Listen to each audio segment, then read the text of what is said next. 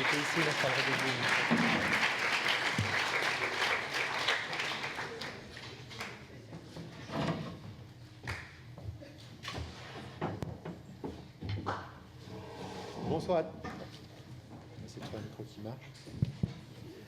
Bonsoir à toutes et à tous. Les conférences sur le climat se suivent et ne se ressemblent pas tout à fait, puisqu'il y a une dizaine de jours, Charles-Laurence, nous accueillons ici à Sciences Po, dans ce même amphithéâtre d'ailleurs, Arnold Schwarzenegger. Et en termes de gabarit, je crois qu'il n'y a pas tout à fait de comparaison qui soit possible entre vous. À vrai dire, votre venue à Sciences Po ce soir est pour nous tous, je dois l'avouer, une très grande joie, une très grande source de fierté, une très grande source d'émotion aussi. Vous l'avez senti en entendant les applaudissements de nos étudiants à l'instant. Toutes et tous sont profondément heureux de vous retrouver ce soir. Au fond, vous êtes un peu pour nous aujourd'hui comme Philippides, revenant de marathon à Athènes après avoir couru sa longue course. La différence entre vous et Philippides, c'est que vous êtes bien en vie et que vous allez le rester et que nous nous en réjouissons. Ce marathon, il vous a conduite pendant 2 ans à courir toutes les routes du monde. Il vous a conduite pendant les 15 jours de la conférence à parcourir en tous sens le site du Bourget sur votre Tubiana mobile, désormais mondialement célèbre, cette petite voiture de golf qui vous a permis de vous rendre rapidement d'un point de la négociation à un autre. Et nous sommes très très heureux que ce marathon, vous soyez avec nous ce soir pour nous en livrer les premières impressions, les premières leçons, pour nous parler de cet accord extraordinaire conclu à Paris voilà quelques jours seulement et auquel vous avez tant contribué. Ce marathon, vous nous y avez de fait beaucoup associé, puisque pendant 2 ans, à votre initiative, à l'initiative de Bruno Latour, nous avons eu la chance de vivre ici le programme Make It Work. Ce programme a connu un point culminant au mois de mai dernier, lors de ce qui s'est passé aux Amandiers, de cette négociation Make It Work avec 200 étudiants qui ont réussi à trouver un accord, après avoir craint longtemps de ne pas en trouver un. C'est une chose que vous avez vécue vous-même au Bourget. Et ce que vous nous disiez en confidence à l'instant avec Vanessa et que vous direz à nos élèves ici présents, c'est que l'accord trouvé par les étudiants en mai était en fait moins ambitieux que celui qui a été conclu par les vrais partis à la négociation quelques mois après. Il faut croire qu'on progresse au fil du temps et qu'il fallait cette première expérience pour que la négociation fût bonne. Donc vous allez nous parler un petit peu de cette négociation. Vous allez peut-être aussi nous parler un petit peu de l'avenir, de ce qui reste à faire pour que l'accord soit effectif, pour qu'il change vraiment la face du monde.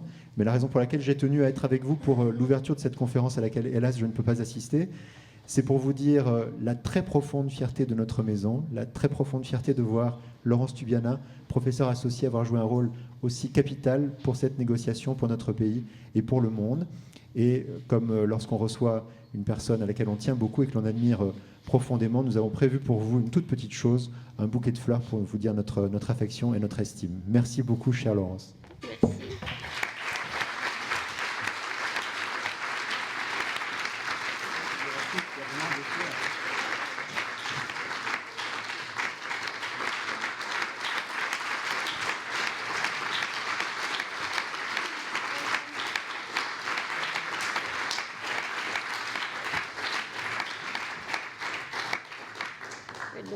Donc en français, alors ? En français ? Oui. Alors, English or French ? Français. Allez. J'ai eu envie de venir, on a fini samedi, et on est mercredi, je ne sais plus très bien, jeudi. J'ai eu envie de venir parce que j'avais envie de rentrer à la maison. Et la maison, c'est vous, c'est Sciences Po, c'est mes étudiants, pour vous dire ce long chemin que j'ai parcouru et en quoi je venais vous dire, très sérieusement, le plus sérieusement du monde, les idées peuvent changer le monde et c'est ça qu'on doit faire ensemble. Et je vais juste vous donner quelques idées sur, d'abord parce que c'est tout chaud, et il faut encore que je réfléchisse, qu'on utilise cette réflexivité qui est celle du monde académique, du monde des études et de la recherche, pour savoir vraiment qu'est-ce qui s'est passé. Je vais vous en donner donc quelques éléments, mais pour vous dire vraiment, lorsqu'on pense que seul compte les rapports de force, que le cynisme est la règle des relations internationales, que la violence domine. Tout cela est vrai, mais qu'il y a aussi d'autres choses, et qu'il y a des moments privilégiés, des espaces qui s'ouvrent et qui peuvent s'agrandir, où les idées peuvent changer le monde. Et c'est ça que j'avais envie de vous dire, tout chaud sorti de cet accord de Paris qui a dépassé, je dois le dire, complètement mes espérances. Pour ceux de mon équipe qui sont là, un peu dans la pénombre des salles, un peu du sous-marin dans lequel on était, dans ces locaux du Bourget, je leur avais dit, vous savez, vous allez peut-être être déçus. Oui, nous allons avoir un accord parce que la pression politique est trop forte pour que nous n'en ayons pas. Mais à un moment, les monstres froids que sont les États vont gagner, vont remporter, et que nous serons probablement obligés d'en rabattre sur ce qui nous anime, la défense de cette cause pour le climat.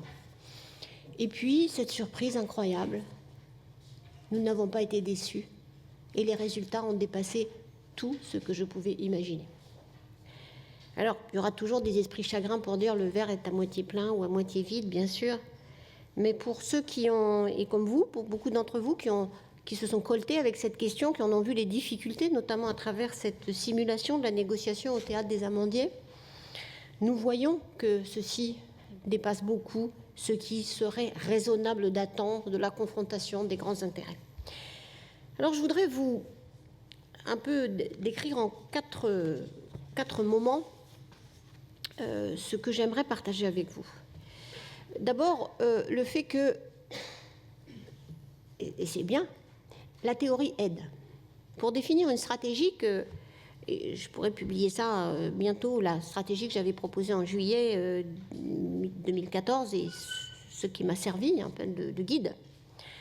La théorie aide parce que la théorie, les concepts permettent de comprendre le monde. Et sinon, on est dans un désordre d'intérêts, de revendications, et on ne sait pas qu'est-ce que ça va être le résultat qu'on cherche. J'avais un résultat très simple pour Paris, dont je vois avec satisfaction que quand je regarde la presse internationale, les tweets qui sont maintenant la meilleure façon de savoir ce qui se passe dans le monde, et je vois, il y a un tournant, l'économie sobre en carbone, c'est maintenant, c'est demain.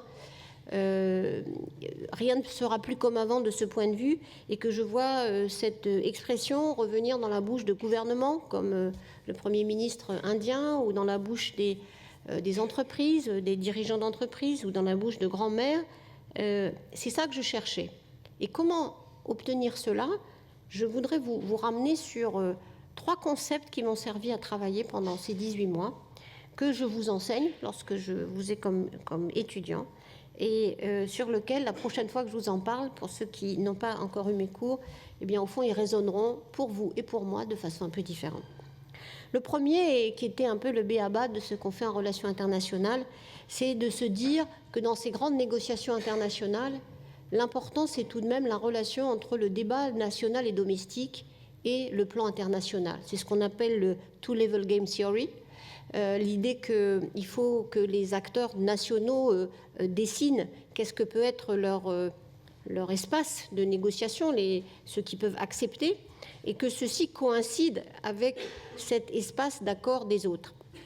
Et ce papier de Putnam que je fais lire toujours avec beaucoup de sérieux, même s'il date un peu maintenant, celui-là, il m'a servi constamment, il m'a servi à définir une stratégie du réseau diplomatique français qui a été absolument centrale. Qu'est-ce que ça voulait dire?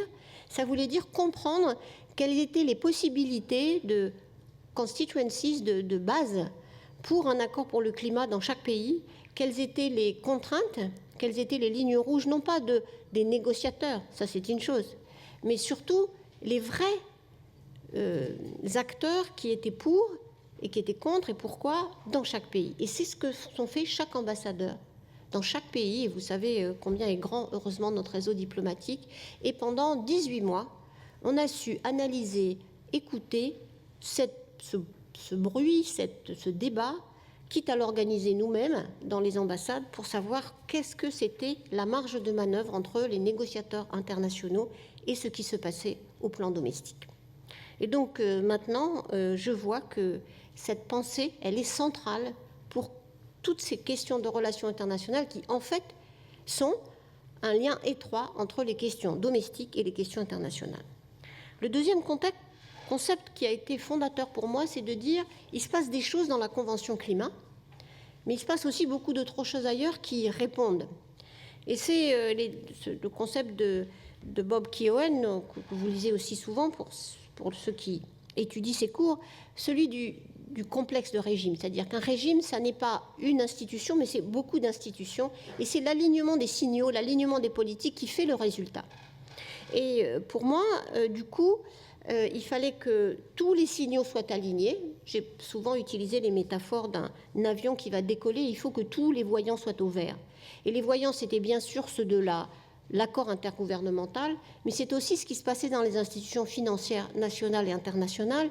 C'est aussi ce qui se passait dans d'autres négociations connexes, par exemple le protocole de Montréal pour d'autres gaz qui ont aussi un effet de réchauffement, et plein d'autres domaines éloignés du centre de la négociation, mais qui résonnaient toujours davantage. Et que l'idée qu'il fallait montrer, c'est que certes, l'accord à Paris, le final, ce qu'on voit sur la photo, c'était très important, mais ce qui était encore plus ou aussi important, c'était de jouer sur toute cette palette du régime complexe.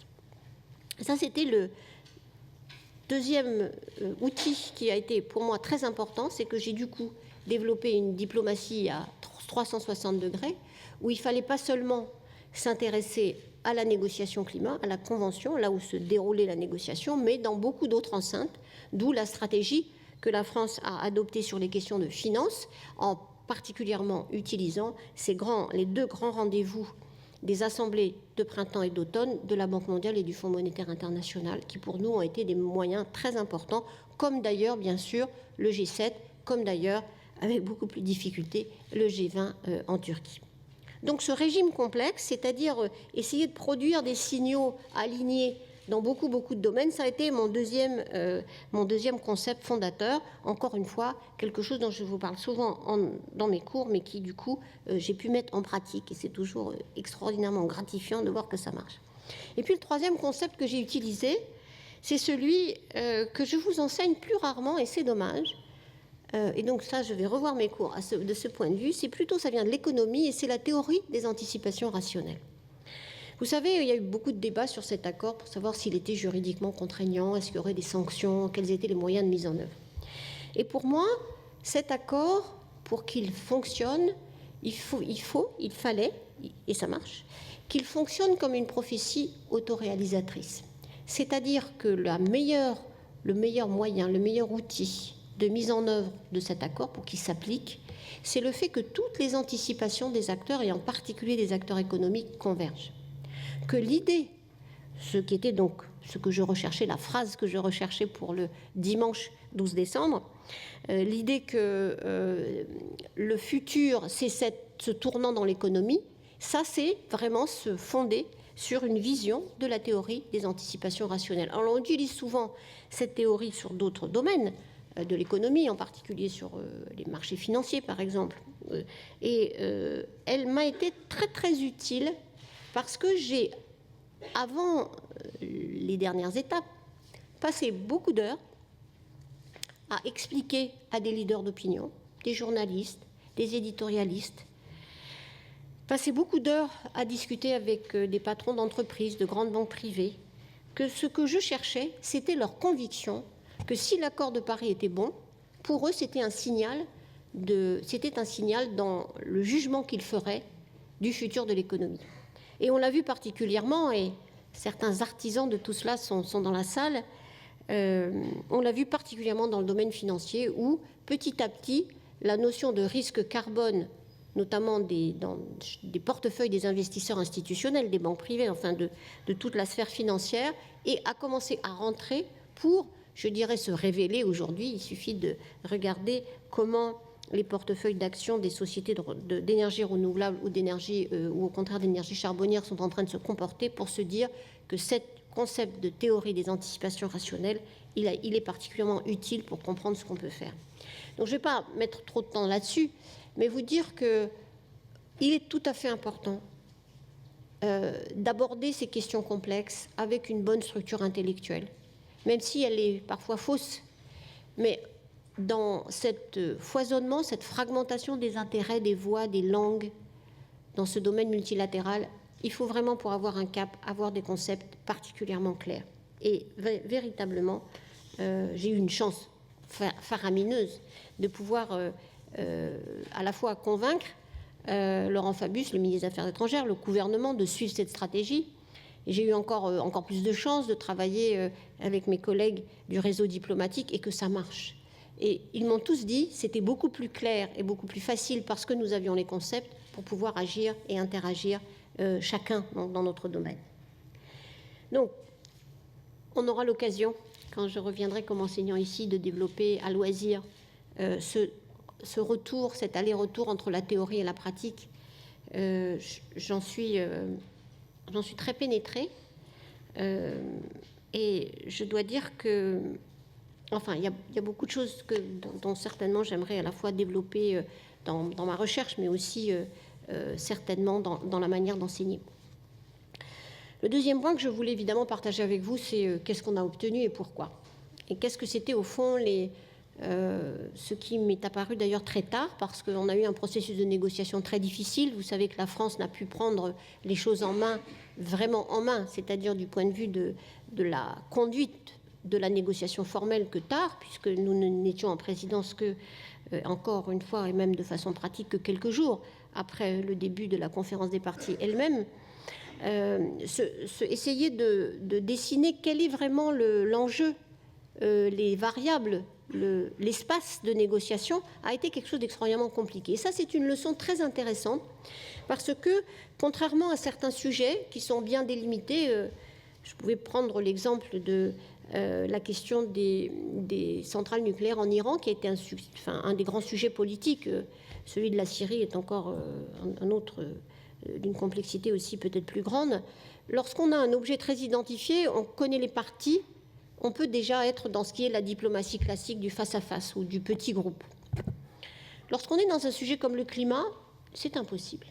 Alors c'est impossible pourquoi ? Parce que le nombre de variables qu'on touche, et quand vous regardez l'accord, à la fois on parle de réduction des émissions, ça c'est assez simple, enfin en tout cas le concept est abstrait et assez simple, mais quand on se rend compte que ça parle, parce que quand ça se traduit dans les politiques domestiques, de la politique des transports, de la politique de l'urbanisme, de la politique forestière, de l'agriculture, de l'énergie, on est là face à des domaines qui sont d'un enchevêtrement avec différents constituencies, différents acteurs, différents rapports de force, qui rendent la négociation, je dirais, face à face, quasiment impossible.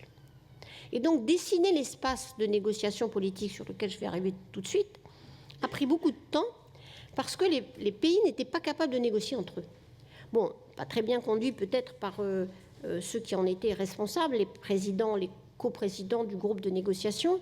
Nous avions un texte qui allait dans tous les sens, aucun problème n'était structuré. Lorsque nous avons pris les choses en pratique vendredi, il y a donc 10 jours, à la fin de la première semaine. Et c'est en essayant d'une part de faire deux choses, d'assumer, et ça c'est aussi une notion que j'aimerais développer dans mes prochains enseignements, ce concept de broker qui existe. L'idée qu'on est un broker d'un deal n'est pas bien sûr nouveau, mais l'idée qu'il faut un médiateur pour trouver le compromis n'est pas non plus quelque chose de nouveau, mais l'idée qu'il faut un médiateur pour trouver un compromis, sinon il est inintelligible, incompréhensible pour toutes les parties, ça je l'ai vécu comme pour moi une révélation complète. Et je ne suis pas complètement nouvelle dans ce domaine des négociations internationales, mais c'est la première fois que j'ai compris que face à une grande complexité, il faut qu'il y ait un mécanisme de confiance qui s'installe pour remettre à un tiers le soin de dessiner l'espace politique que personne ne comprend. Et pour ceux que ça intéresse, on a du coup choisi de faire deux choses. D'une part, de dessiner cet espace politique, un triangle. Ça marche toujours assez bien comme ça, où les trois pôles de ce triangle dessinaient les compromis que les différentes parties avaient à faire, et avec une idée tout de même de ce que la présidence en tout cas voulait faire, c'est-à-dire avoir un accord le plus ambitieux possible, c'est-à-dire le plus ambitieux, évidemment acceptable par tous. Et Il y a eu 3 sujets qui ont on a donc réussi à simplifier tout le champ de cette négociation pour ramener la négociation à 3 points. L'ambition de cet accord, c'est-à-dire quel était l'engagement des pays à réduire leurs émissions, même les pays en développement, les engager à terme à réduire leurs émissions de façon absolue, ce qui était évidemment un tabou jusque-là, amener le fait qu'on aurait un objectif de long terme très ambitieux, ce qu'on a appelé les émissions zéro net d'ici la fin du siècle, dites autrement dans le texte, un objectif de température encore plus ambitieux que 2 degrés, comme direction de travail, avoir ce mécanisme de révision et de reassessment régulier pour pouvoir faire plus, parce qu'il était clair que les 187 contributions nationales qui ont été déposées avant Paris et dont je dois dire que c'était complètement inespéré, je comptais peut-être sur 90, 100 au grand maximum. Il y a eu 187 pays qui ont fait des plans à moyen, à long terme pour le climat. C'était évidemment la première fois que c'est arrivé. Mais du coup, ce volet de l'ambition qui a consisté à dire on s'engage dans un chemin, nous n'y sommes pas. Nous ne sommes pas sur une trajectoire qui est compatible avec 2 degrés et encore moins avec 1 degré 1,5. Mais nous nous donnons les moyens de revoir notre action de façon régulière pour que, grâce au financement, aux technologies, à l'apprentissage aussi et à la connaissance, les pays puissent revoir à la hausse leurs ambitions. Donc ça, c'était le bloc ambition. Et je dois dire, avec une géopolitique derrière lui, l'Europe, bien sûr, les pays les moins avancés, parce que c'est les plus affectés par le changement climatique, les petites îles, pas besoin d'explication, et un groupe de pays latino-américains dont je conseille de regarder la dynamique, qui voit dans l'environnement une manière d'exister au plan international qui les consolide, qui les crée, et du coup, un ensemble assez hétéroclite, pas géographique, pas de niveau de développement, qui se fédère par les idées sur une vision, encore une fois, dont il faut comprendre la dynamique, mais qui a constitué un pôle sur lequel, évidemment, je me suis beaucoup appuyée. Enfin, il y a eu un peu de tactique aussi, je vais vous raconter ça parce que c'est intéressant. Et les deux autres pôles, c'est ce qui était la division classique entre pays développés et pays en développement, que vous avez certainement, pour ceux qui ont fait la simulation de négociation en regardant la Convention de 1992 sur le climat, certainement pu percevoir. L'idée qu'il y a une responsabilité différenciée, qu'on ne peut pas toucher à ça, qu'il y a 2 camps, les pays en développement, même si certains d'entre eux maintenant ont des PIB par tête plus élevés que beaucoup de pays qui sont dits développés, mais que c'était un dogme, un tabou, une orthodoxie auquel il ne fallait pas toucher.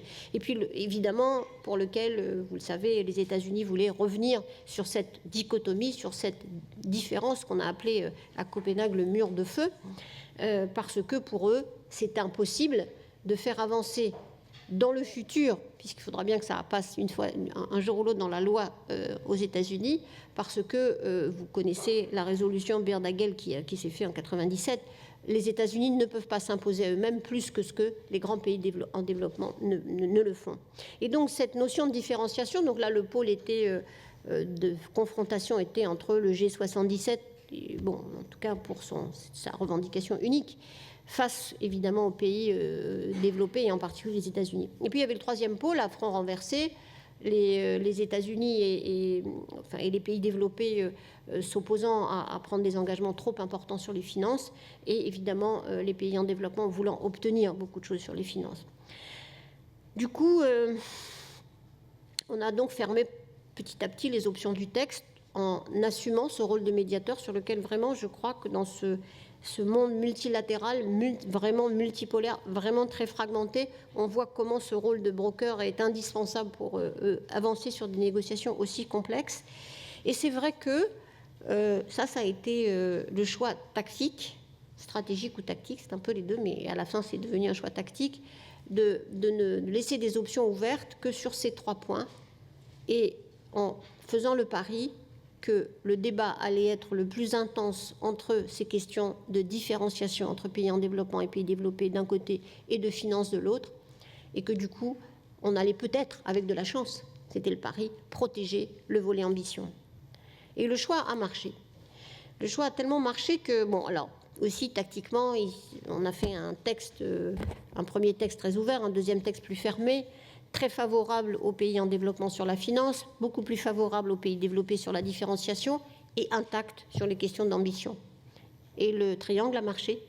Il a bien fallu corriger le texte, notamment sur la question des finances, donc avoir une proposition finalement d'option finale plus défavorable aux pays en développement à la fin, une position sur la différenciation plus favorable aux pays en développement, mais du coup, le sujet qui nous tenait le plus à cœur a été protégé de ces deals. Alors ça ne veut pas dire qu'il n'y a pas eu beaucoup, tout ça s'est fait avec un travail long que je pourrais expliquer un jour plus tard, mais il a fallu aussi, il y avait aussi des domaines où on pouvait isoler des conflits, des compromis à un petit nombre de parties. Vous savez que beaucoup de gens se demandent, bon, mais au fond, pourquoi négocier à 195 ? On aurait créé un club des pays les plus pollueurs. Par exemple, l'équivalent du Forum des économies majeures que les États-Unis ont lancé maintenant depuis plusieurs années. Ou bien ne prendre que les pays qui veulent aller de l'avant. Mais on voit bien que d'abord, ça tombe. Ensuite, si on ne négociait pas en 195, on aurait des coalitions vraiment déséquilibrées, notamment parce que les pays les plus affectés n'auraient plus de voix au chapitre, si on avait un club des grands pollueurs. Et de même, si on n'avait que les pays qui allaient de l'avant, on aurait beaucoup de free riders qu'on ne pourrait pas donc contrôler. Donc, tout cela pour vous dire qu'il y a une conceptualisation de la négociation politique, et ça, c'est un sujet classique, en revanche, de résolution des conflits. Il faut conceptualiser le conflit pour pouvoir le résoudre. Alors, je voudrais, dans mon troisième point, vous parler un peu de géopolitique, parce que c'est tout à fait intéressant ce qui s'est passé.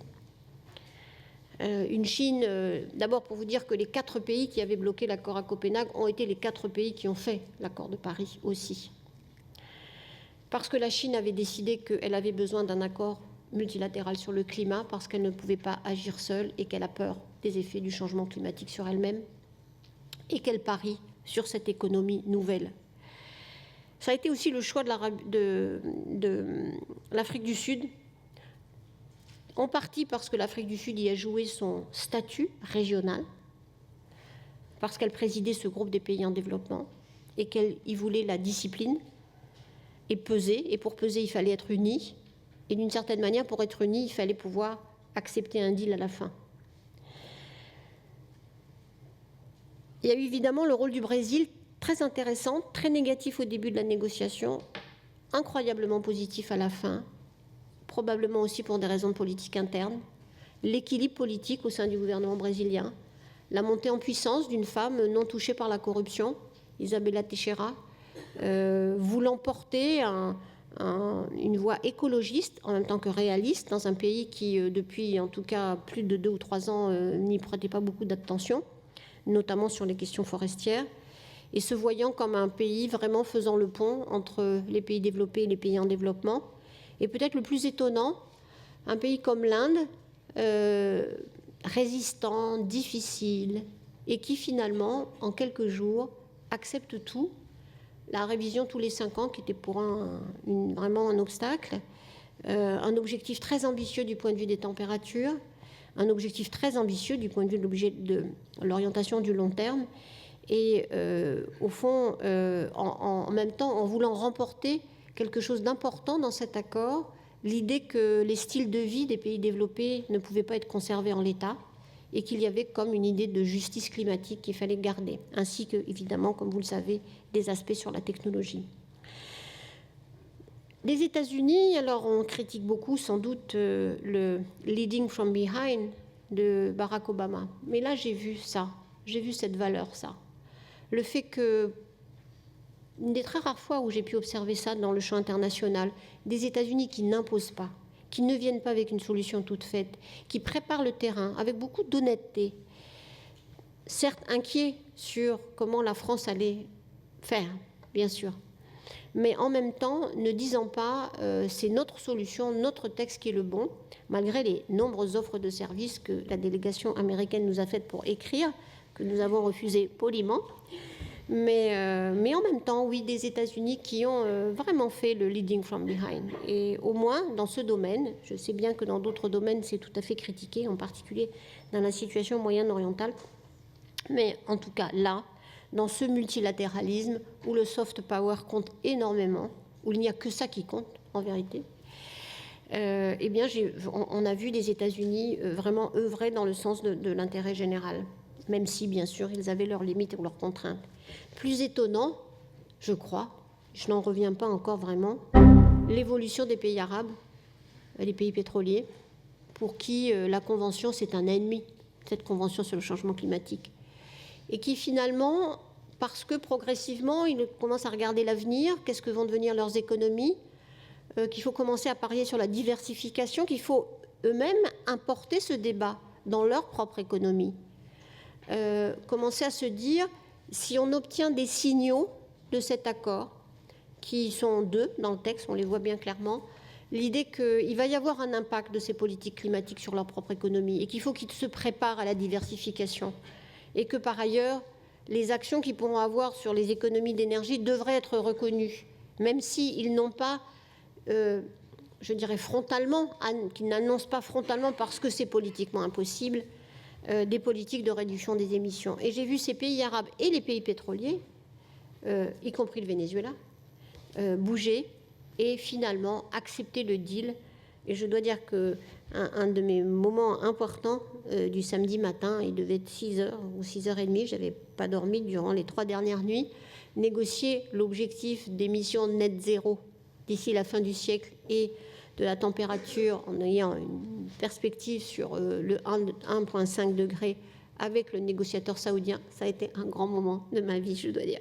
Et de dire, bon, et là, c'était un deal tout à fait bilatéral. Si j'ai ça, c'est les 2 points qu'il demandait dans l'accord, j'accepte le reste du paquet. Je dois dire qu'après, j'ai dit, bon, on a volé la banque. Il y aura beaucoup d'autres histoires à raconter. Encore une fois, j'aurai le loisir, puisque Sciences Po m'offre ce privilège de vous voir et d'enseigner, de revenir sur ces plaques tectoniques qui ont énormément changé dans le monde que nous regardons.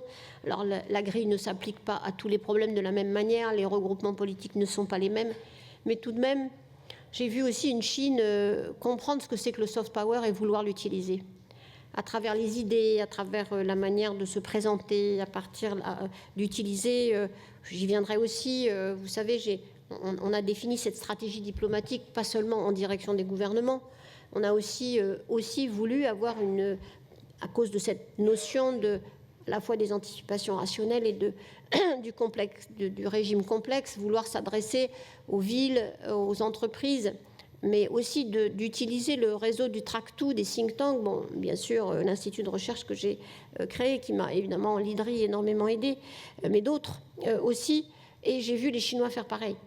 Engager la conversation. Il y a eu, par exemple, une discussion ininterrompue entre mon institut de recherche, l'IDRI, celui que j'ai contribué à créer, et les délégations chinoises et les instituts de recherche chinois pour essayer de trouver des solutions qui ont finalement été utilisées dans l'accord.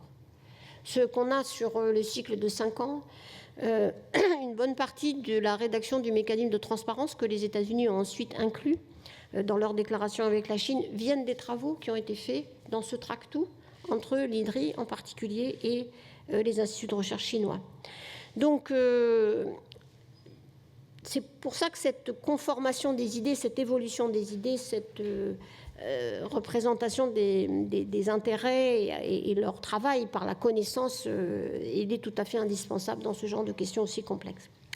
Permettez-moi maintenant de finir sur qu'est-ce qu'il est arrivé, comment connecter l'effort que vous avez fait vous-même à travers Make It Work et ce qui s'est passé vraiment dans la négociation. Vous avez essayé plusieurs choses.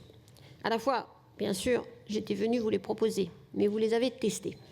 J'en prends quelques-unes, mais peut-être, et dans le débat, on va revenir sur beaucoup d'autres.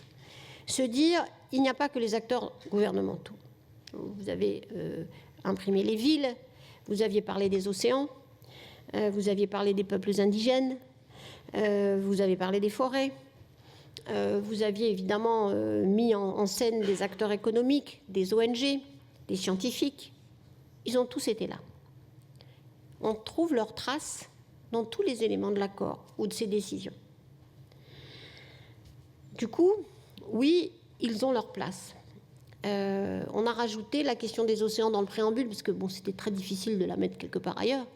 Mais ces acteurs extra-systèmes, que sont les écosystèmes, que sont les peuples indigènes, parce qu'ils n'ont pas de représentation légale, ou que sont les océans, vous les trouvez dans ce préambule, qui a été très difficile à négocier.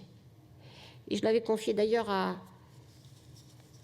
une de mes opposantes et qui est devenue une amie, la déléguée vénézuélienne, qui a fait un formidable travail pour représenter dans le préambule toutes ces notions, tous ces acteurs qui n'ont pas leur place, évidemment, dans la signature d'un accord, mais dont les intérêts, les visions, les soucis doivent être représentés.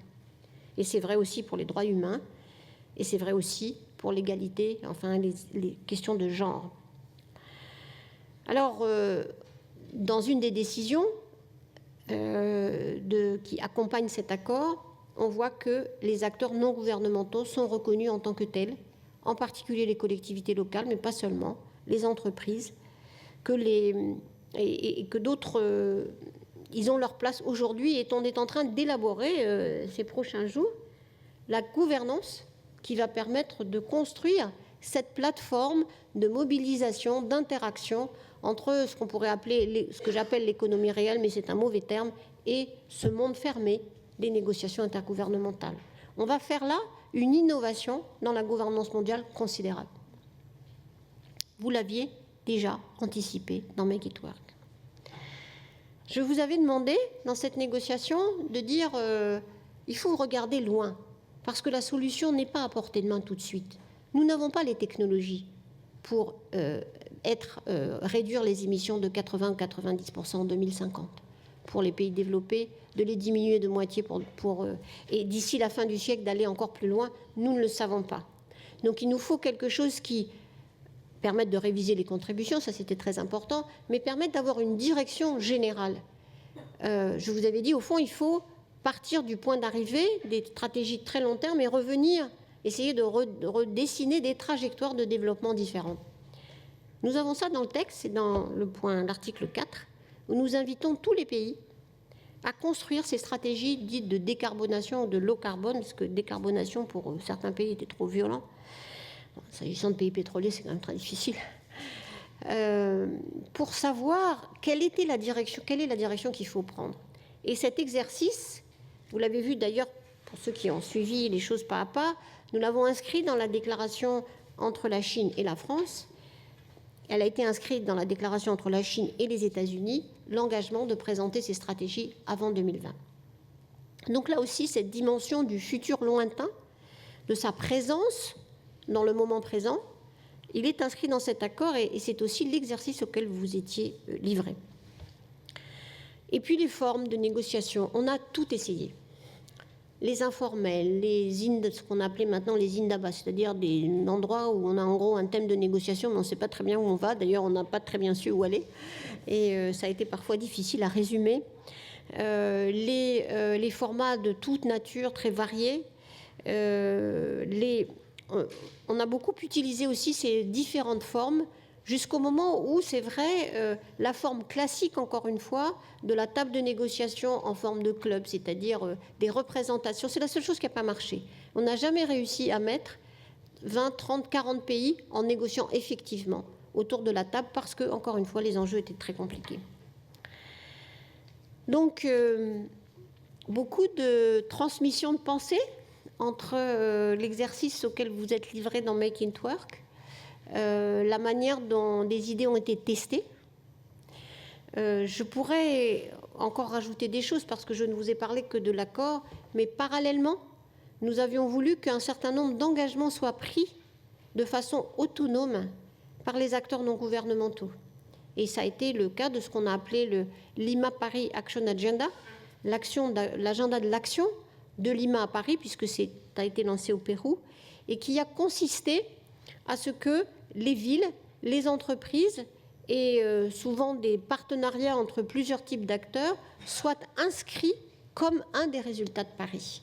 Donc aujourd'hui, quand on lit le résultat de Paris, il y a l'accord de Paris, les contributions des pays qui ont été donc produites avant cet accord et déposées, Ce qui s'est passé dans le domaine financier, et alors il y a une petite phrase, j'en parlais avec Pierre Ducret qui est ici tout à l'heure, par inadvertance, dans l'objectif de l'accord, on a inscrit qu'il fallait réorienter les flux financiers vers l'économie sobre en carbone.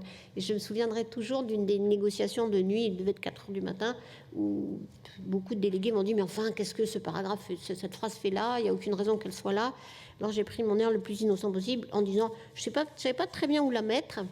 Enfin, elle est là, on pourrait sûrement la mettre ailleurs, mais...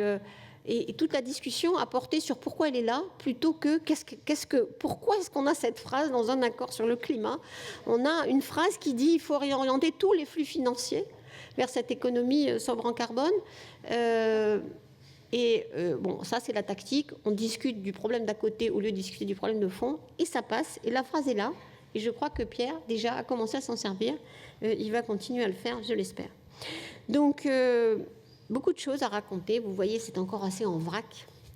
Mais j'avais très envie de partager ça avec vous avant que l'adrénaline retombe et que je vous rejoigne dans des formes plus habituelles, c'est-à-dire une salle de classe, et avec beaucoup de plaisir pour vous retrouver dès le prochain semestre 2016. Merci.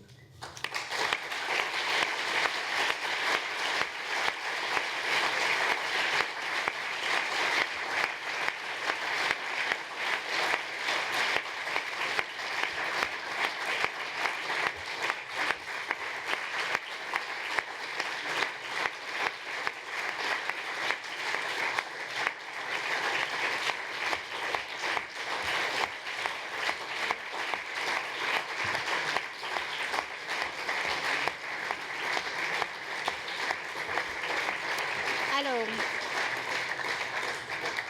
vos questions, vos idées. Laurence, est-ce qu'on m'entend? Je ne suis pas certaine. Je crois. Si. Laurence, merci beaucoup. Merci en effet d'avoir choisi de venir nous voir si vite, de nous donner de ton temps. Merci pour cette leçon qui certes est dans un format particulier, mais qui, je crois, de l'accord de tout le monde, est une leçon magistrale aujourd'hui, non seulement sur les questions de climat, mais sur les questions de négociation, de diplomatie, et de joindre tout ça à Sciences Po et dans l'esprit de Sciences Po. Merci de dire que Sciences Po est ta maison, que ces étudiants sont ta famille, que c'est avec eux que tu avais envie de parler aujourd'hui.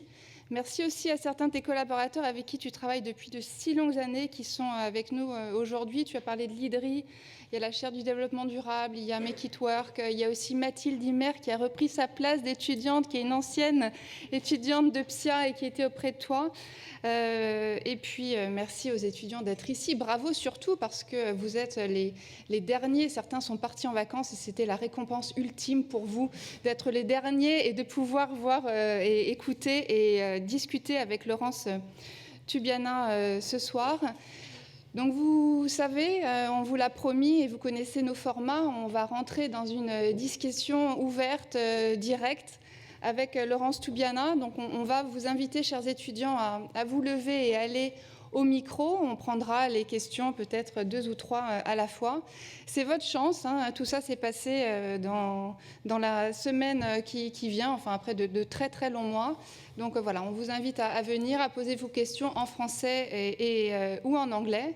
Et de façon très éloquente, je dois dire en footnote, que Laurence Tubiana vient de vous parler pendant 1 demi-heure sans aucune note, car il y avait, je crois, un discours qui était rédigé en anglais, et il y avait 6 mots en français qui a servi de note à Laurence aujourd'hui. Donc, s'il vous plaît, levez-vous, parce qu'après, vous serez déçus, parce que vous allez être 15 à la suite les uns des autres, et on devra se quitter à 19h, et donc je ne veux pas que vous soyez tristes de ne pas avoir pu poser vos questions.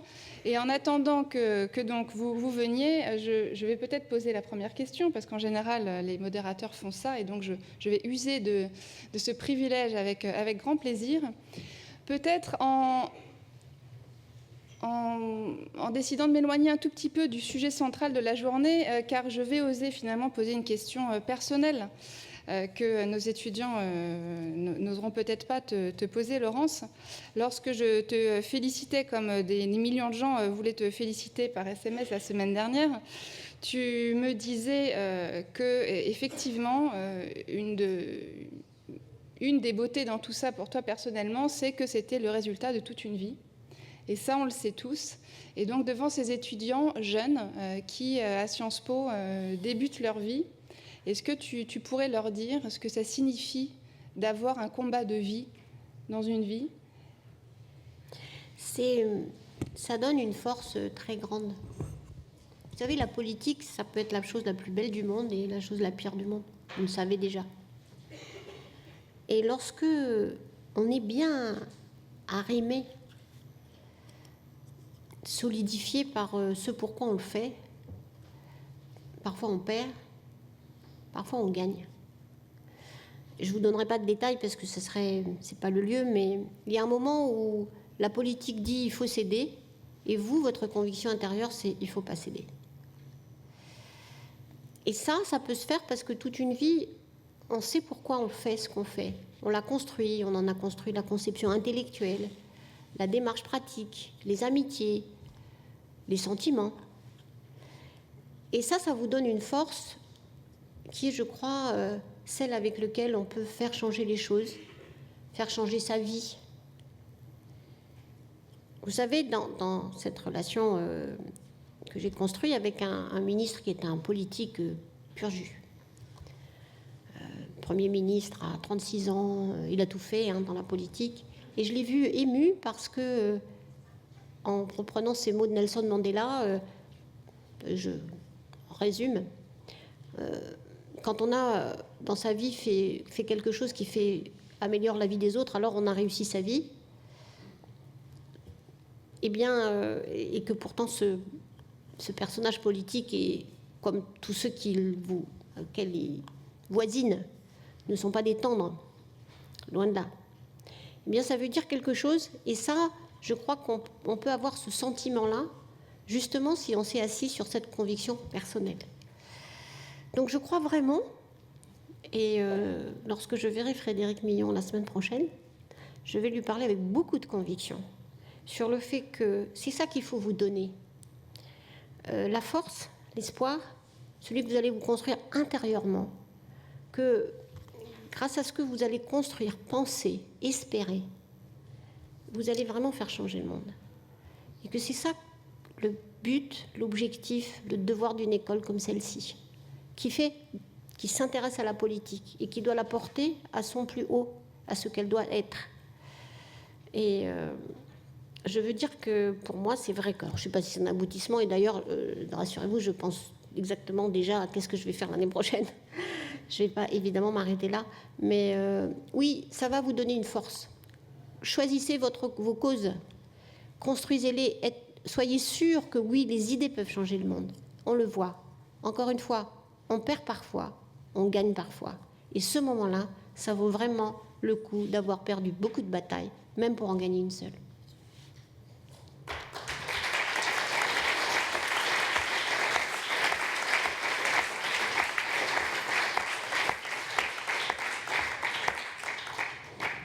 Who wants to ask the first question? La première question va-t-il venir du seul étudiant qui a mis son t-shirt Paris Climat 2015? Vous pouvez vous lever, vous présenter, s'il vous plaît? Bien sûr. Donc, Clément Métivier, j'étais étudiant ici il y a quelques mois. Maintenant, je fais partie d'une association qui s'appelle Climate. J'imagine que vous connaissez un petit peu. Un peu. Et si j'avais une question à poser, c'est un point qui revient assez souvent, c'est sur la question du traitement des enjeux climatiques dans l'éducation, et notamment dans l'éducation secondaire à l'université, et sur le fait qu'à Sciences Po, on est certes le master en politique de l'environnement, mais d'intégrer cette question-là sur l'ensemble des enseignements.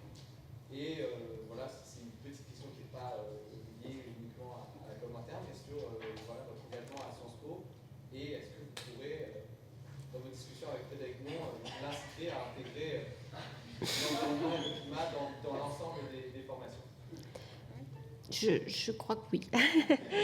Je crois que oui. Alors, je ne sais pas si je vais gagner cette bataille, parce que pas facile, hein. mais je vais la mener. Et j'en suis d'autant plus convaincue que ça, c'est vraiment une expérience que j'ai déjà un peu partagée avec certains d'entre vous au fil des rencontres de ces 18 mois. Mais j'ai eu des moments extraordinaires. Dans les couloirs des négociations, là, des sessions informelles ou des sessions formelles, entendre des voix jeunes me dire « Professeur, professeur !» et de retrouver dans la délégation indonésienne, indienne, américaine, européenne, des étudiants que j'avais formés, ou que j'avais contribué à former. Et puis, encore mieux, j'étais à Davos, dans le froid, neige, et puis j'entends derrière moi une petite voix « Professeur, professeur !» et une jeune femme brillantissime qui était devenue la conseillère du patron du groupe Tata, disant « Vous savez, développement durable, je vais les convaincre, je vais y arriver. » Et ça, c'est la plus belle gratification qu'on peut avoir dans sa vie. C'est encore mieux que d'être sur la tribune avec Laurent Fabius pour le président Hollande et beaucoup d'autres pour dire l'accord de Paris est réussi. C'est la plus belle chose qu'on peut faire. Alors oui, je vais insister mardi quand je verrai Frédéric Millon. Yes, please stand up and introduce yourself. En français ou en anglais? En français. Whatever. Je m'appelle Jean-Simon Ackenstedt, je suis étudiant en première année de Master Environmental Policy à l'AFSIA, avec une concentration en diplomatie en plus, donc ça m'intéresse forcément d'être ici. Merci beaucoup d'être venu. Ma question, ça pose sur les élections aux États-Unis en 2016. On a entendu beaucoup parler sur la possibilité de Donald Trump de devenir le nouveau président américain. Et même si ça va pas être lui, mais la possibilité d'avoir un nouveau président aux États-Unis qui n'aura pas la même attitude envers l'accord qui vient d'être signé. Et donc je me pose la question si vous voyez ce risque, s'il y a un risque que ce traité va avoir du mal à être mis en œuvre, ou si vous avez une proposition quoi faire pour éviter ce risque ou pour le contrer. Merci, on ne peut pas évidemment éviter ce risque, mais on s'y est préparé. Ça a été une grande discussion d'ailleurs avec la délégation américaine continue pendant ces 18 mois. Lorsque je leur ai expliqué ma vision des choses, c'est-à-dire encore une fois essayer d'avoir un accord large qui ne concernait pas seulement les gouvernements, mais qui allait emmener d'autres acteurs, au début, le département d'État ne comprenait pas bien ce que je voulais faire. Bon, ils m'ont écouté avec beaucoup de gentillesse, parce qu'ils m'aiment bien, mais ils ne voyaient pas vraiment qu'est-ce que ça venait faire là, alors que ce qui était important, c'est de traiter un certain nombre de points dans cet accord. Et puis, là aussi, c'est la dimension de niveau. Obama a renforcé ses composantes de politique énergétique, renouvelable, etc., intérieure. Et puis, il y a eu les avancées incroyables en Californie, où Jerry Brown a fait d'abord sa campagne sur le climat, en partie parce que les dégâts sont évidemment manifestes, et aussi parce qu'il a proposé un plan pour la Californie, 8e économie mondiale quand même, incroyablement ambitieux sur la réduction des émissions, 2 tonnes par tête d'ici 2050, c'est ça son plan. Et donc petit à petit, le State Department d'une part, mais beaucoup poussé par la Maison-Blanche, je dois dire, encore aujourd'hui, a compris qu'il fallait créer une constituency pour la politique climatique à l'intérieur. Et que la seule filet de sécurité qu'on pouvait avoir par rapport à des élections dont évidemment on ne peut pas prévoir le résultat, c'était d'abord de faire que dans les États, qu'il y ait à la fois des entreprises, et nous avons organisé des dîners à l'ambassade de France où il y avait à la fois des sénateurs pas forcément convaincus et les entreprises qui travaillent dans leurs États, qui elles sont convaincues, de faire surgir ce qu'est au fond la vraie Amérique. Elle n'est pas la société américaine, et évidemment par rapport au Parti républicain a une vision différente des choses. Les sondages montrent que les jeunes républicains pensent que le changement climatique est une question très sérieuse. Donc on a commencé ensemble d'ailleurs à travailler sur ces 2 niveaux. Notre ambassade à Washington a fait un travail remarquable à ce propos, et petit à petit c'est devenu une partie de la stratégie de négociation américaine. Donc c'est ça la réponse, c'est-à-dire que à la fois parce qu'il y a l'évolution de la société américaine, que beaucoup d'acteurs économiques puissants, je vais venir sur les derniers qu'on a mobilisés, font aujourd'hui, on verra, mais que même un président républicain va quand même y regarder à 2 fois avant d'aller contre ce qui représente des pouvoirs économiques vraiment assez importants dans le pays. Je prends le dernier exemple. On a eu, et aussi ça a été le privilège de pouvoir conduire ce travail, il y a 6 ou 7 mois, j'étais en relation avec Bill Gates et son équipe, et Bill Gates était assez hostile à s'occuper du climat. Vous savez que sa fondation se consacre surtout aux questions de santé, aux questions éventuellement d'agriculture, mais d'abord sur les questions de santé, où il faut reconnaître qu'il a fait un travail incroyable. Et il pensait que le climat était une manière, au fond, de se distraire des objectifs beaucoup plus importants que de ceux de réduction de la pauvreté et de lutte contre les maladies infantiles en particulier. Et puis, perception aussi des problèmes, de l'impact du changement climatique sur les pauvres. On a eu plusieurs rencontres et il m'a dit qu'est-ce que je peux faire. Et la dernière, c'était en mai dernier, mai 2015, et où je lui ai proposé de faire ce qu'il sait faire, c'est-à-dire de mobiliser d'un certain nombre d'investisseurs pour investir dans les technologies de l'énergie propre. Et on a monté, encore une fois, j'ai eu l'impression qu'on volait la banque, une coalition de pays, les 20 pays les plus développés en matière de technologie, qui ont accepté de doubler leurs dépenses de recherche et développement pour l'énergie propre, et 28 milliardaires, dont Richard Branson et les autres, emmenés par Bill Gates pour mettre de l'argent pour que ces fonds de recherche-développement sur les technologies, sur l'énergie propre, se transfèrent vite vers le marché pour franchir ce qu'on appelle la vallée de la mort des innovations, parce qu'ils pensaient que c'était ça qu'il fallait faire. Et ça voulait dire qu'il y a eu un Bill Gates qui a fait tout le tour de tous les sénateurs et de la Chambre des représentants pour expliquer que le climat, c'était très important et que parce que la plupart de ces milliardaires sont américains, pas seulement, il y a des Chinois, des Indiens, des Africains, en français. Pour dire, il ne faut pas plaisanter, c'est très important. Ben voilà, la réponse à un changement de politique aux États-Unis, un changement de président, c'est la réponse de la société américaine, de la société civile. Et c'est ça aussi le résultat de Paris. Mais évidemment, on va respirer fort avant le dernier jour des élections américaines. Donc on a une question d'une demoiselle. Alors, si vous pouvez vous lever et le monsieur derrière posera la question en même temps, d'accord? Oui, bonjour, je m'appelle Delphine et je suis également l'article de Climate. J'avais une question concernant le lien entre la CNUC et l'OMC. Je ne sais pas si c'est un point qui a été abordé aux négociations, mais vous avez fait les liens entre les protocoles de Montréal et d'autres enceintes en dehors de la CNUC. Et puisque vous avez dit, si on prend des mesures de protection de l'environnement au niveau national, le droit international du commerce prime sur ce type de politique. Et si à votre avis c'est un challenge pour la COP22, si ça fait partie des sujets phares qui devraient être abordés au sein de la CNUC l'année prochaine. très bien. Et on va prendre une autre question en même temps, s'il vous plaît. Oui. Bonjour Vincent, de l'Éco-Urbaine. La question c'était tout simplement en fait les enfants. Comment est-ce qu'ils sont à l'intérieur de cet accord? Est-ce qu'ils font partie de cet accord? Est-ce qu'ils ont été pris en compte? Et d'un autre côté, est-ce que vous pensez qu'il peut y avoir une politique mondiale d'éducation autour des questions environnementales? Merci. Puis Anne-Laure, tu voulais poser une question?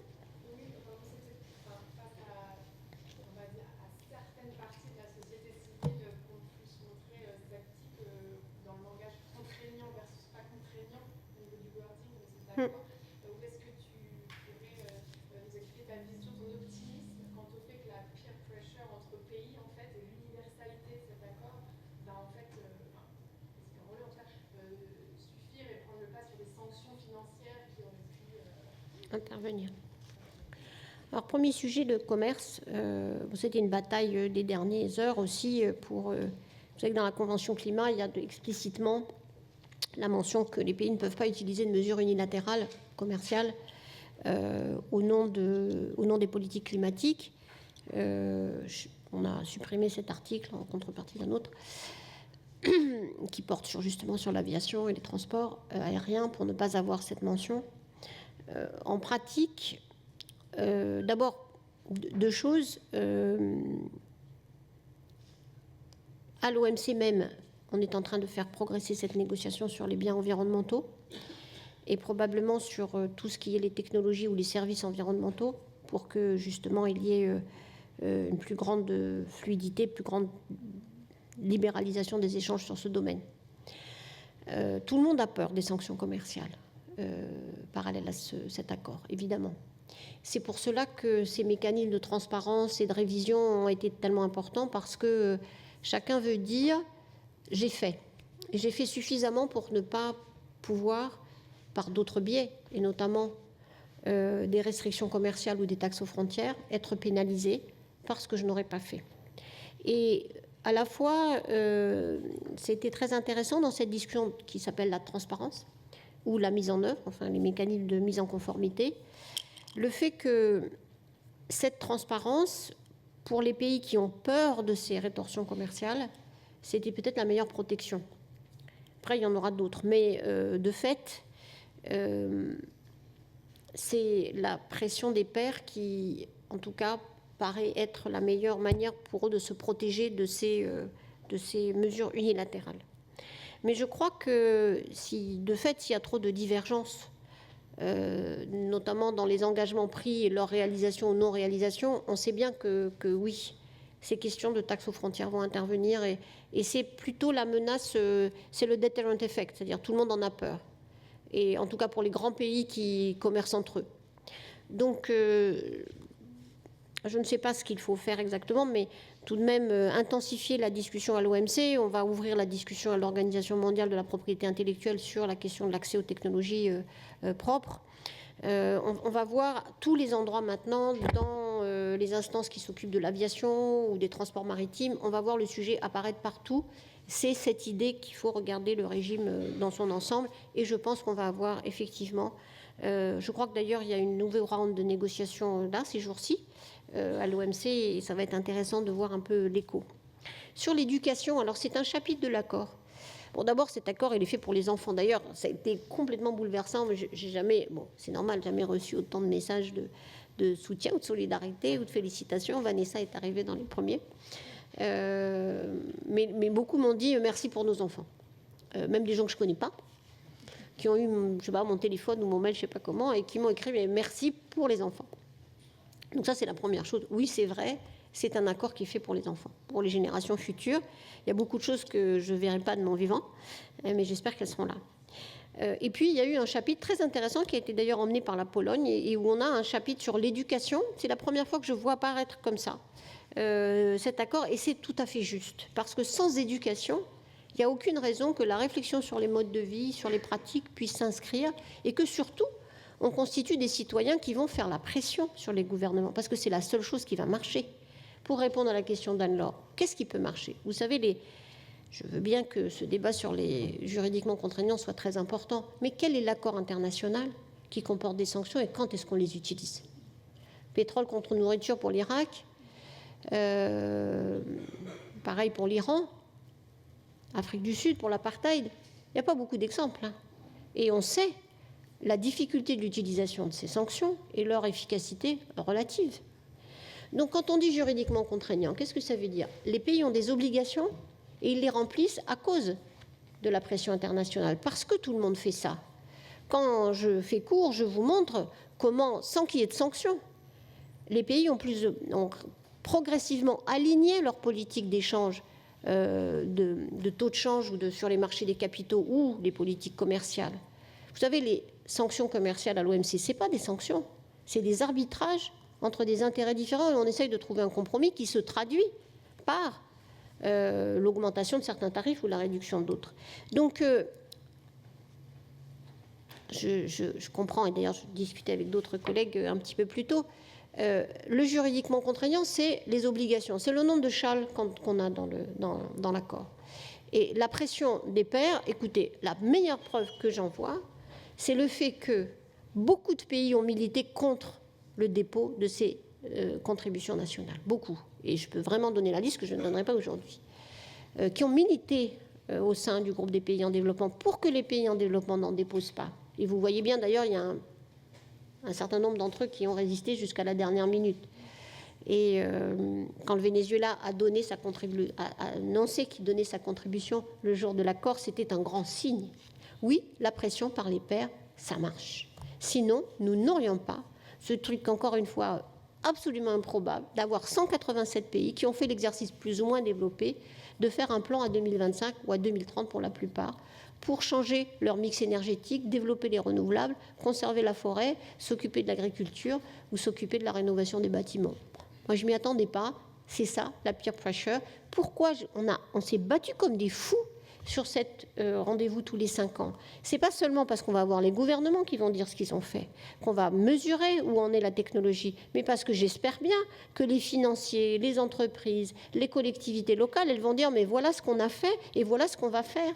Ça va être recréer la peer pressure non seulement entre les gouvernements, mais la peer pressure générale, celle de la société civile, des ONG, des scientifiques qui vont dire tous les 5 ans qu'est-ce qu'on a fait, est-ce qu'on a fait assez, sûrement pas, et donc il faut faire plus. C'est ça le meilleur moyen de mise en œuvre. C'est pour ça que ce concept des anticipations rationnelles, pour moi, il est si central pour mettre en œuvre un accord multilatéral. D'ailleurs, encore une fois, il faut que j'élabore un peu plus là-dessus. Donc le fait qu'il n'y ait pas de sanctions. À Kyoto, il y avait des sanctions, ça n'a servi à rien, tout le monde est parti. Et d'ailleurs, il faut regarder, les sanctions n'étaient pas si sévères que ça. Donc, c'est pas vrai. Dans le système multilatéral d'aujourd'hui, la notion de sanctions, à part éventuellement ce qui se prend au niveau du Conseil de sécurité, dans un très, très, très petit nombre de cas, très petit, malheureusement d'ailleurs, y compris dans les cas les plus flagrants de violation des droits humains, les sanctions, on ne les voit pas. Donc, ce n'est pas comme ça qu'il faut penser qu'on a la mise en œuvre d'un accord aussi compliqué que celui sur le climat. On peut encore une. On va prendre trois dernières questions et on répondra de façon très courte. Mademoiselle, monsieur et au fond un étudiant aussi. Voilà. J'étais aussi étudiante en sciences et politique de l'environnement et j'ai eu la chance de faire partie d'une délégation où j'ai pu voir un peu les débats qui ont lieu pendant l'accord. Et j'ai une grande question, justement parler du fait que l'accord était pour les générations futures. Je me demandais juste pourquoi, au départ, Intergenerational Equity était dans l'accord. Et il a été dans l'article 2, dans le purpose de l'accord. Et après, il a été enlevé au préambule. C'est un peu une question technique, mais je me demandais pourquoi est-ce que ce terme était vraiment controversé. Le terme de Intergenerational Equity, oui. Alors, bon, je ne me souviens plus de toutes les batailles de dernière minute et des trucs qui sont sortis et rentrés. Il y avait un grand sujet sur la question de justice climat parce que les Indiens voulaient la justice climat. Pour les États-Unis, ça veut dire liability, ça veut dire que s'il y a justice, ça veut dire qu'il y a des procès. Donc ils ne voulaient pas, donc c'est pour ça qu'on a mis les guillemets. Ça, c'est l'invention géniale de cette juriste qu'il faut absolument qu'on invite, Vanessa, parce que je sais pas, elle est maintenant, elle est prof, je sais plus où, à la retraite, mais c'est elle qui a résolu tous les problèmes compliqués en passant comme ça comme une espèce de fée, en ayant bien en tête, bien sûr, les contraintes américaines, mais résolu perte et dommages, résolu, enfin, vraiment une artiste, payant pas de mine, mais vraiment ayant tout en tête. Et il me semble que c'est ça qui s'est passé. Et du coup, une espèce de travail autour de droits humains, enfants, et cette question de climate justice qui était le compromis qui était possible. Mais ça a été le préambule et ces termes, parce que est-ce que équité intergénérationnelle supprimait l'équité intragénérationnelle? C'était ça, hein, le grand conflit. Et du coup, on a eu des notions plus globales. Mais c'est tout à fait juste. Enfin, c'est une grande bataille. Alors, oui, voilà. Nous prenons vraiment les deux dernières. Je vous demande de poser votre question rapidement, s'il vous plaît. Donc, vous-même et ensuite... Bonjour, je m'appelle Antoine. Je suis également partie Climate comme Clément et Delphine. Je voulais vous poser une question sur l'agenda des solutions. La question que je peux poser, c'est un nouvel outil qui date donc de la COP20 Lima, mais c'est un outil qui n'a pas vraiment de gouvernance. Donc, est-ce que vous savez s'il y a des progrès prévus ou si c'est à l'horizon prévu une priorité pour la COP22 Marrakech, à la fois de pouvoir quantifier d'un point de vue gaz à effet de serre et cette réduction de gaz à effet de serre qu'on obtiendra par ces initiatives qui sont présentes sur cette plateforme, et également s'il est prévu de trier le bon grain de livret, les fausses solutions, des bonnes solutions. Merci. Et la dernière question, s'il vous plaît. Ma question, je suis étudiant en sciences et écologie, c'était par rapport au rôle des émotions, que jouent les émotions dans les négociations, et de deux côtés, c'est-à-dire du côté de vous et des Français qui des fois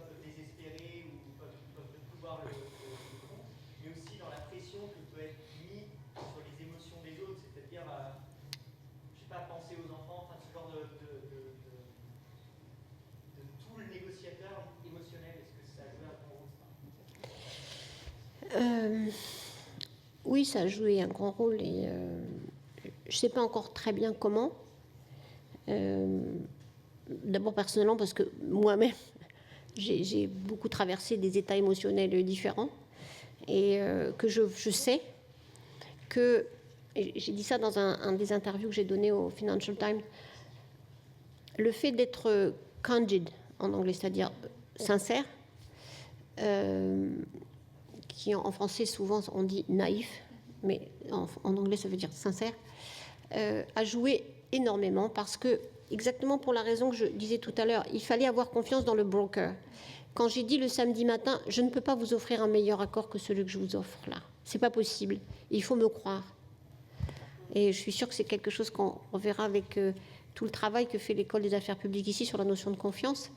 Il y a un moment où il faut créer cette confiance et elle est en grande partie émotionnelle. Alors elle vient de la répétition des bonnes conduites, hein. On n'a pas trahi à aucun moment, on a été fidèle à sa parole, on a dit ce qu'on faisait et on a fait ce qu'on a dit, et il y a ce facteur de l'émotion. Mais je suis encore une fois pour l'instant incapable d'analyser ça, mais je peux vous dire que ça jouait un rôle considérable. Et j'ai du coup oublié la question que vous avez posée sur l'agenda des solutions et sa gouvernance, qui est un problème évidemment, enfin c'est un problème, il faut la trouver. Mon option, qu'on a beaucoup débattue dans cette équipe, était de dire on est aujourd'hui incapable, on est en train de créer quelque chose, on est aujourd'hui incapable de construire cette gouvernance de façon solide, ex ante, et ma position et ce qu'on a fait, même s'il y a eu des tentatives de sélectionner un certain nombre de projets, évidemment, au fond déjà de faire un premier tri, je savais que nous n'avions pas le temps de le faire de façon sérieuse. Et que donc il fallait dire, on va accueillir tout le monde, d'où l'idée d'enregistrer dans une plateforme, et il va falloir réfléchir sur ce tiers qui va, au fond, évaluer, demander des comptes, construire cette gouvernance. Ce qu'il faut faire maintenant. Et alors, je ne sais pas ce que ça va donner. Il faut y réfléchir. Il y a plein d'idées qui sont importantes parce qu'il faut en même temps pas s'arrêter là. Il faut accélérer l'action. Pour mon obsession, c'est les 5 prochaines années. Dans les 5 prochaines années, 4 en fait, il faut que le contexte ait changé. Il faut que quand cet accord va entrer en vigueur, vous avez vu d'ailleurs qu'on a enlevé 2020 de l'accord, peut-être en pensant que l'accord peut entrer en vigueur avant. S'il y a 55% des pays et qui couvrent 55% des émissions qui ont signé l'accord. Et au fond, c'était un signe très optimiste. Peut-être qu'on va le signer avant 2020, donc ça va rentrer avant 2020. Donc tous les mécanismes de même. Mais sinon, l'idée qu'on accélère l'action dans tous les domaines pour que, quand les gouvernements vont re-regarder leurs contributions nationales, ils vont penser qu'ils peuvent faire mieux. Donc ça, c'est l'objectif stratégique, l'objectif substantiel. Quelle est la bonne gouvernance ? Quel est le comité qu'il faut construire où les ONG, les acteurs économiques, les collectivités locales, les scientifiques siègent ensemble et se font une idée ? On a des modèles, plusieurs, qu'on peut utiliser, mais c'est maintenant ce qu'il faut faire avant Marrakech. Donc, après, bonne solution, mauvaise solution, il faudra tout regarder. Qu'est-ce qu'on veut dire ? Comment est-ce que des entreprises qui, par nature, puisque ça a porté, la polémique a beaucoup porté sur les compagnies pétrolières, qui pouvaient faire mieux de toute façon, mais qu'est-ce qu'on donne comme statut à ceux qui sont les perdants, quand même, à terme, de cette économie sobre ? Comment on les traite ? Un peu comme quand on supprime une rente, qu'est-ce qu'on fait avec ceux qui vont la défendre jusqu'au dernier moment ? Ça, c'est des questions politiques qui vont être très intéressantes à traiter dans cette nouvelle gouvernance, mais qui est à construire. Mais je crois que plein de gens là échangent des idées, mais il faut que ce soit fait au plus tard à Marrakech et de préférence avant Marrakech. Voilà, merci. Merci beaucoup.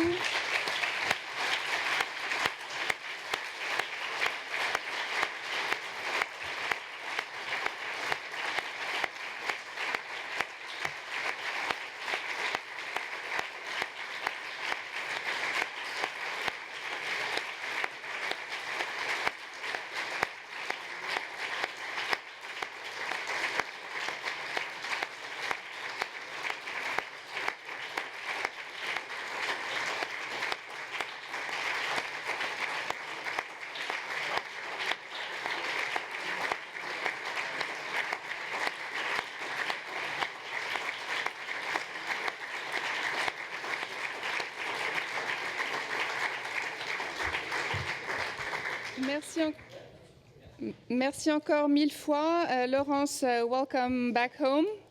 And see you soon in January for a new course on diplomacy for PSIA students. That's the breaking news of tonight.